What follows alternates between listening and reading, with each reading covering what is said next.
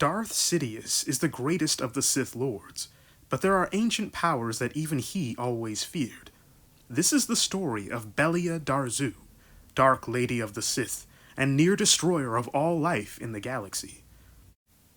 The world-destroying menace of Belia Darzu would begin over 1,000 years before the rise of the Empire, deep in the unknown regions on planet Lauman. Darzu was of the Shiido species, a race of shapeshifters, thought of as spies and assassins by most of the galaxy, and were often met with distaste and suspicion. This prejudice would stoke fury in Darzu's heart, and she made a name for herself as a ruthless mercenary. Her bloodlust caught the attention of the Sith Lords, with Darzu gladly joining their ranks. Her training was soon complete, and she became a powerful Sith marauder.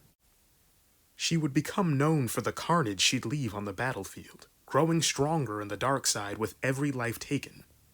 Captured enemies would become her tormented test subjects, their minds flayed to shreds as she refined her skills. Still, Darzu craved the deeper secrets of the Force, exploring the mysteries of Sith alchemy. Her studies led her to Tython, a world known to the Sith as a Force nexus, rich in natural Force energy. After interrogating the native species, she rediscovered an ancient Jedi temple long abandoned. Forcing the locals to excavate the temple, she found the records of its Jedi inhabitants, as well as a sample of nanogene seeds, genetically engineered techno-organic seeds imbued by Jedi scientists with the light side of the Force. The Jedi had created the seeds to restore the ecosystems of ravaged planets, but had abandoned the project, believing the manipulation of life on such a scale was a breach of the Jedi Code. In the seeds, Darzu saw the potential for galactic conquest.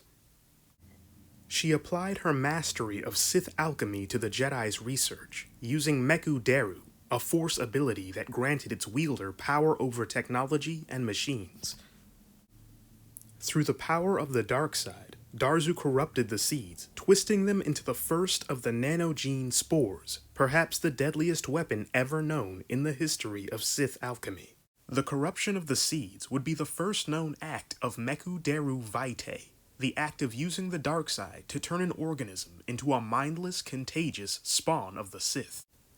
Once Darzu perfected her weapon, she returned to her homeworld of Lauman, forming a network of shape-shifting spies known and feared as the Sictus League.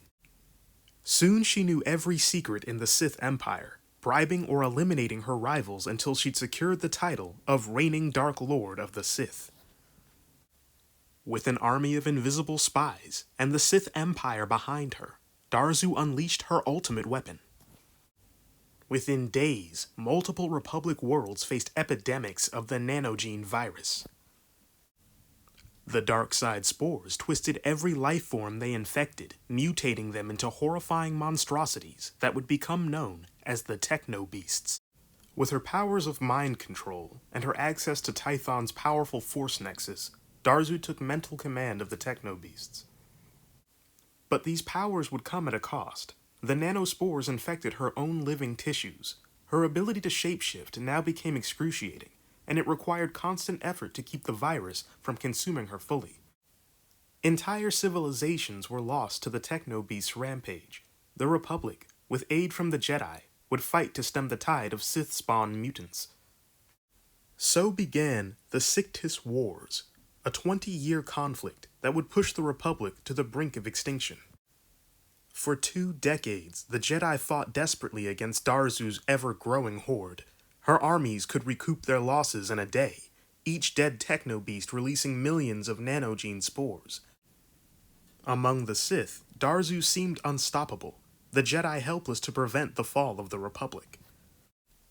Her influence only grew with each victory, and she was approached by the Macrosa Order, a cult of dark assassins in service to the royal families of the Tapani sector.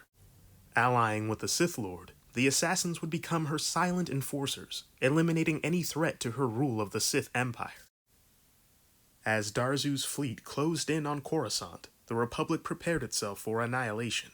It was at the very cusp of absolute victory that the treachery of the Sith would put an end to Darzu's tyranny. The nanogene virus, spreading beyond control, had infected the Tapani system, and as their people suffered and died, the Macrosa Order plotted vengeance against the Sith.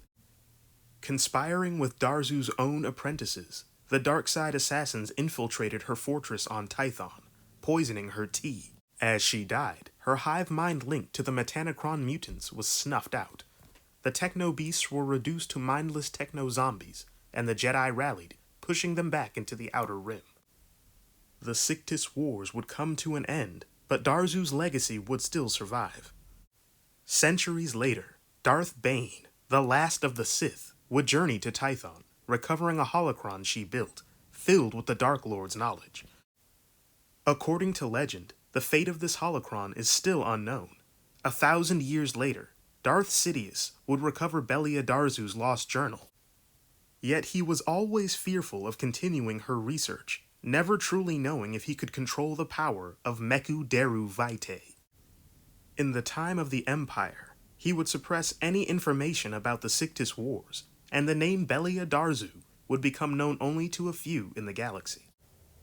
So ends the tale of one of the most powerful Sith Lords in the Star Wars universe. If you enjoyed the story, hit the like button, and subscribe so you don't miss the next tale from the dark side. May the Force be with you.